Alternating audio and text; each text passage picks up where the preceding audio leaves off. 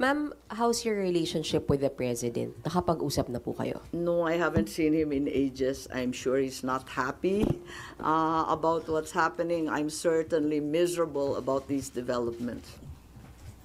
Sinasabi niyong plano ng gobyerno, pinlano ito, politically motivated. You think PBBM allowed this po? Hindi ko alam, inako ni SOJ Boying Remulla na siya nag-utos. Ngayon hindi ko alam kasi sa isang banda, masasabing alter ego ang bawat membro ng kabinete. Sa ibang banda naman, kusang ginawa ni Secretary of Justice.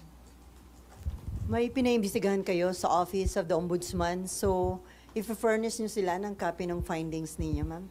Yes, definitely. Papadala natin doon. Dahil, as we know, this is only in aid of legislation at may mga legislation na rin kaming naiisip hinggil sa mga usaping ito. Kailangan i-forward na namin sa iba't ibang korte. Ma'am, itong findings ninyo, official na to, so no more hearings? Hindi ko pa alam. Ang tawag ko nga further findings because I'm not certain.